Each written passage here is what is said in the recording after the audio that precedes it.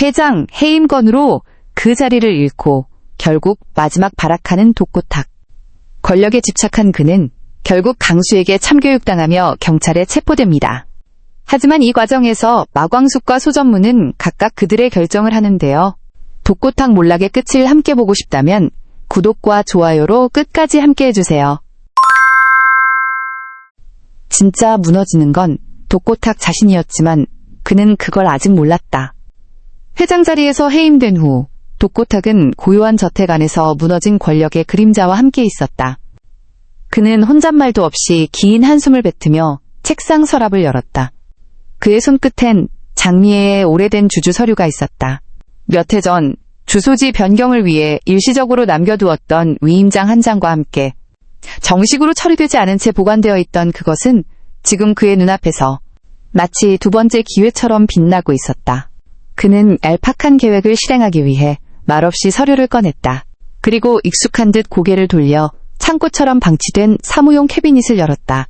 거기엔 예전 미애의 인감도장이 먼지를 잔뜩 뒤집어 쓴 채 기다리고 있었다. 손끝이 젖은 인주를 문서에 가져갈 때까지도 그는 아무 말도 하지 않았다. 탁은 서류를 앞에 두고 주먹을 꽉 쥐었다. 그는 더 이상 아무것도 잃을 수 없다는 얼굴로 위임장을 노려봤다. 이건 다시 시작하는 열쇠야. 탁은 손에 장미애의 도장을 들고 위임장 하단에 조심스럽게 찍었다. 인주의 붉은 빛이 종이에 스며드는 그 순간 문이 열렸다. 장미애였다. 그는 손에 쥐고 있던 도장을 순식간에 가슴팍으로 숨겼다.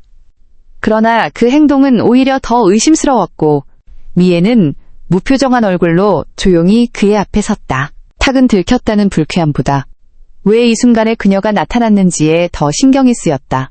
그럼에도 그는 미묘하게 굳은 표정으로 말을 꺼냈다. 당신도 알잖아. 이게 우리 가족 살릴 마지막 수단이야. 탁은 오히려 변명처럼 그러나 확신처럼 말했고 미애는 그의 손에서 도장을 뺏지 않았다. 그녀는 그 어떤 비난도 하지 않았다. 다만 마치 오래전부터 예감했던 사람처럼 단호하게 말했다. 여보, 마지막 기회를 줄게요. 우린 지금이라도 술도가로 가서 사과하고 뉘우치면 다시 시작할 수 있어요. 탁은 그 말을 듣고 비웃었다. 비웃는 입가에 주름이 깊게 패였고 그 주름 속에는 책임감이 아니라 자신만을 위한 집착이 있었다. 난 살아남을 거야. 내가 살아야 너도 살고 세리도 살아. 그게 진짜 가족을 위한 길이야. 미애는 조용히 그를 바라보다 한 발자국 가까이 다가섰다. 그녀의 말은 날카롭지도 않았고 차갑지도 않았다. 당신 아직도 모르겠어요. 당신이 일을 망치는 주범이라고요. 탁은 순간 말문이 막힌 듯 고개를 들었다. 미애의 눈빛에서 뭔가가 무너졌음을 느낄 수 있었다. 그러나 그는 끝내 물러서지 않았다.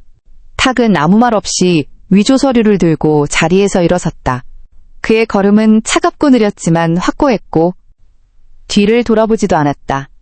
단지 가슴 안쪽에 도장을 쥐고 있을 뿐이었다. 미애는 그의 뒷모습을 끝까지 바라보며 그 자리에서 눈을 조용히 감았다. 입술은 다물려 있었지만 내면의 복잡한 감정이 얼굴 곳곳에 번졌다. 그녀는 천천히 속삭이듯 생각했다. 오늘 그가 어떤 선택을 할지는 이미 알고 있었다. 그 도장도 위임장도 사실은 내가 일부러 보이도록 놓아둔 것이었다. 그의 양심을 시험하기 위해. 탁과의 마지막 대화를 뒤로 한 채 미애는 외투 하나만 걸치고 골목을 걸었다. 그녀의 걸음은 늦지 않았지만 묘하게 망설임이 섞여 있었다. 혼란의 뿌리가 어디서 비롯됐는지 이제는 분명했다. 탁의 죄가 단순한 주주명부 위조에 그치지 않음을 누구보다 그녀 자신이 알고 있었다. 쌀벌레 조작, 스파이 여직원 투입, 공금 횡령. 그 뒤엔 언제나 말없이 그림자처럼 따라붙는 존재가 있었다. 속일용. 언제나 뒤처리를 맡아온 조용한 남자. 하지만 그의 침묵이 지금 술도가를 벼랑 끝으로 몰고 온 원인이었다. 서울 외곽 유치장. 미애는 안내받은 대기실에서 한참을 앉아 기다렸다. 곧 철문이 열리고 소전무가 들어왔다. 그의 얼굴은 며칠째 제대로 씻지도 먹지도 못한 듯 헬쑥했다.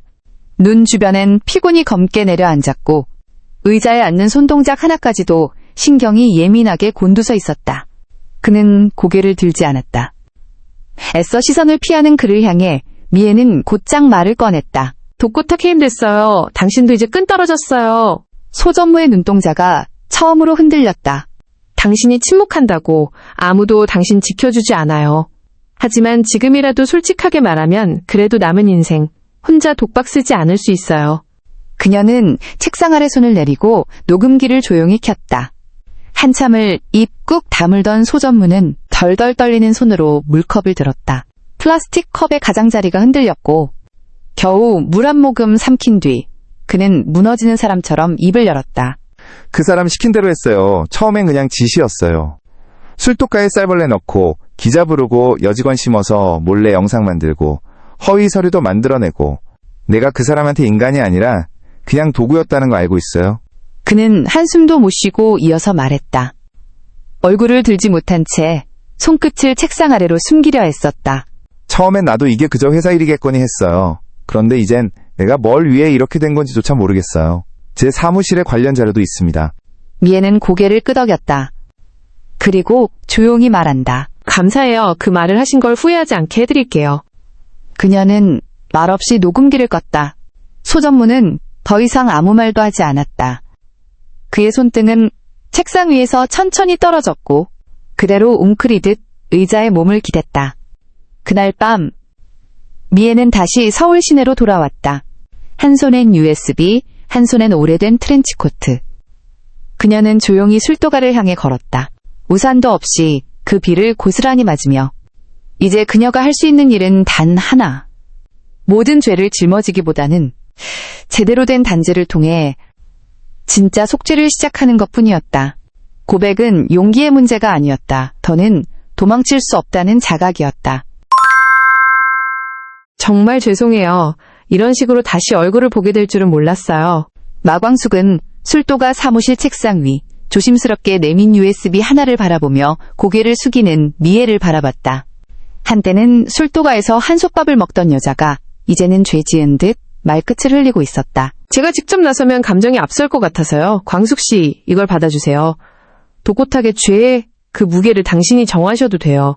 용서든 경찰이든 저는 따르겠습니다. 광숙은 쉽게 입을 떼지 못했다. 탁이라는 남자. 술도가를 쑥대밭으로 만든 그 인물의 죄가 저 작은 USB에 다 담겨있다 생각하니 손끝이 무거워졌다. 일단 확인 후에 결정할게요. 하지만 이제 와서 뭘 어쩌겠어요. 전 그냥 순리대로 일이 마무리되길 바라는 사람이에요. 그녀는 잠시 USB를 손에 쥐고 있다가 말없이 사무실 컴퓨터에 꽂았다. 노트북에 파일이 열리고 마우스 커서가 녹취 파일 위를 맴돌 때 광숙의 표정은 복잡해졌다. 클릭! 녹음이 시작되자 소전무의 떨리는 목소리가 공간을 울렸다. 쌀벌레는 내가 넣었습니다. 여직원도 조작된 서류도 전부 탁 회장 짓이었어요. 그 말 뒤로 탁의 이름이 여러 번 반복됐고 비자금, 협박, 내부 고발자 매수. 한 문장 한 문장마다 마치 칼끝처럼 광숙의 마음을 파고들었다. 미애 씨 마음 잘 알겠어요. 전 그럴 마음이 없으니 보관만 하고 있을게요. 그런데 살짝 열린 문틈 사이에서 조용히 그 장면을 보고 있던 강수가 있었다. 아니, 정확히 말하자면 그는 그녀의 뒷모습을 오래전부터 바라보고 있었다. USB를 꽂는 순간부터 녹음이 시작될 때까지 그는 아무 말도 없이 서 있었다. 그날 밤 광숙이 잠시 자리를 비운 사이 강수는 사무실에 들어섰다. 책상 위엔 여전히 USB가 꽂혀 있었고 컴퓨터는 잠자기 모드에 들어가 있었지만 파일은 그대로 열려 있었다. 강수는 컴퓨터 옆 서랍에서 새 USB 하나를 꺼냈다. 손끝은 흔들리지 않았고 얼굴에는 어떤 감정도 떠오르지 않았다. 그는 말없이 파일을 복사했다. 진행률 막대가 천천히 올라갈 동안 그는 의자에 앉아 조용히 속삭였다. 내가 끝을 볼 거야. 마치 오래전부터 마음속에 묻어둔 결심을 드디어 손에 쥐는 사람처럼 강수의 눈은 흔들림 없이 고요했다. 복사가 끝나고 그는 USB를 품에 넣고 조용히 일어났다. 강수는 갈등한다. 누구보다 술도가를 지키고 싶었으면서 엄마 미애와 동생 세리까지 다치는 건 싫다. 그에게는 정의도 분노도 복수도 모두 가족의 이름으로 얽혀 있었다. 그러니 오히려 냉정하게 판단할 수밖에 없었다. 광숙은 그날 늦은 밤 컴퓨터 앞에 다시 앉아 있었다. 강수의 흔적은 없었지만 왠지 마음이 어지러웠다. USB를 뽑아 다시 서랍에 넣으며 그녀는 조용히 혼잣말처럼 중얼거렸다. 이걸로 진짜 끝낼 수 있을까? 그녀도 강수도 미애도 각자의 방식으로 죄를 멈추려 애썼다. 하지만 결국 끝을 향해 걸어가고 있었던 건 그들 모두였다. 누군가의 죄, 누군가의 복수, 누군가의 판단. 이제 그것이 가족을 가를 시간이었다. 신라주조 본사. 사무실 복도 끝, 여전히 회장이라는 명패가 붙어있는 문 앞에서 탁은 거울을 보듯 유리창을 바라보았다. 그는 새 양복을 빼입었고 서류 봉투는 손에 꼭 쥔 채였다. 비록 현실에선 회장이 해임되었지만 그는 지금도 자신이 다시 올라갈 자격이 있다고 굳게 믿고 있었다. 탁은 고개를 들고 사무실 문을 열었다. 그는 당당히 안으로 들어섰다. 비서는 그를 경계하는 듯 했지만 탁은 아랑곳하지 않고 책상에 서류를 내려놓았다. 지분 정리 서류입니다. 장미의 명의분 제 명의로 변경 요청드립니다. 비서는 서류를 받아들고 확인을 시작했다. 조용한 침묵이 흐르는 사이 탁은 의자에 앉아 다리를 꼬았다. 그러나 이내 서류를 넘기던 직원의 눈빛이 흔들렸다. 비서가 고개를 들어 조심스럽게 말했다. 죄송합니다, 회장님. 아니, 도코탁 씨. 해당 장미애님 지분은 이미 이전 완료된 상태입니다. 탁은 그 말을 듣자마자 눈이 휘둥그레져서 소리를 쳤다. 무슨 소리야? 누구 마음대로? 직원은 말없이 내부 시스템을 보여줬다. 화면 속 최근 갱신된 주주 목록. 장미의 명의는 사라져 있었고 그 자리에 새겨진 이름은 너무나 익숙한 이름이었다. 오강수. 탁은 그 자리에 얼어붙었다. 머릿속이 하얘졌다. 오강수라는 이름이 가슴속을 강타하며 이 모든 게 단순한 우연이 아니라는 것을 깨닫게 했다. 그는 다급하게 휴대폰을 꺼내들었다. 신호음 2번. 미애가 전화를 받자 탁은 순간 이성을 잃은 듯 소리쳤다. 네가 어떻게 나한테 이럴 수 있어? 네가 그러고도 가족이야? 내가 지금 누구 때문에 이러고 있는데, 원수 같은 술도가 잡겠다고 이러고 있는데 그 술도가 강수한테 지분을 넘겨? 그의 목소리는 분노와 당황, 그리고 자신조차 설명 못할 절박함으로 뒤섞여 있었다. 목이 메인 건지 억울한 건지 그조차 알 수 없는 감정이 쏟아졌다. 한참을 그렇게 실랑이를 하고 있었다. 그러다 사무실 문이 벌컥 열렸다. 경찰들이 들이닥쳤고 그중 한 명이 다가와 탁을 향해 말했다. 도코탁 씨, 사문서 위조 혐의로 체포하겠습니다. 탁은 손을 뻗으려 했지만 2명의 경찰이 양팔을 붙들었다. 맥없이 붙잡혀진 탁. 그런데 그때 문가에 서 있는 누군가를 보았다. 오강수였다. 탁은 피를 토할 듯한 얼굴로 소리쳤다. 네가 여기를 와?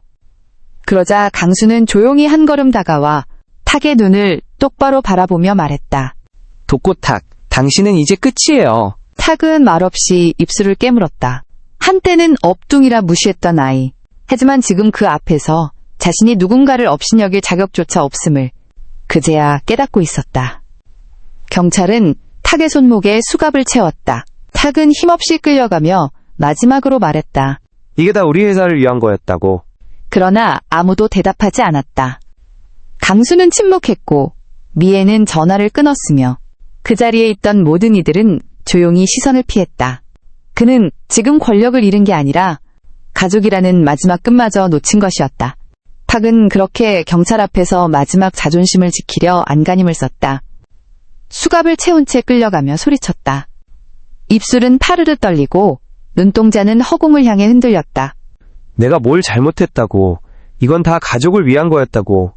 장미애도, 세리도 전부 내가 없었으면 여기까지 못 왔어.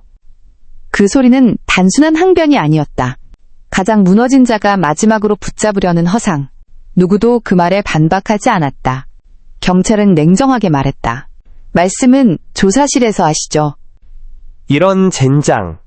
그렇게 말하는 그의 목소리는 점점 갈라졌고 말끝은 흐릿하게 허공에 흩어졌다.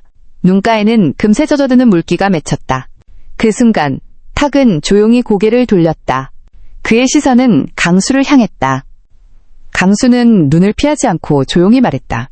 경찰은 신라주조 법무팀에서 불렀어요. 전 그냥 당신을 지켜보려고 왔죠. 아마 그쪽에서도 더는 당신을 지켜볼 수 없다고 판단했나 보죠. 탁은 순간 벽에 부딪힌 사람처럼 굳었다. 이 모든 게 자신의 통제 밖에서 무너졌다는 사실이 그제야 실감나기 시작했다. 하지만 이상했다. 경찰이 말한 죄목이 사문서 위조 하나인가?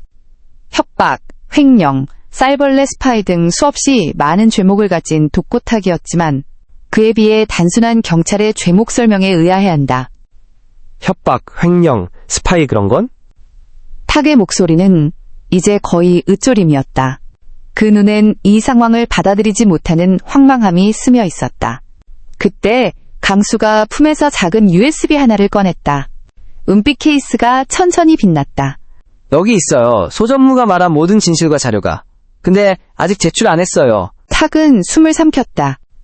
정지된 사람처럼 굳어버렸다. 우리 가족과 술도가 엄마와 세리 포함해서 더 이상 건드리지 마세요. 마지막 기회예요. 다시는 기회 없어요. 탁은 그 자리에 무너지듯 주저앉았다. 무릎이 풀린 듯 하체에 힘이 빠졌다.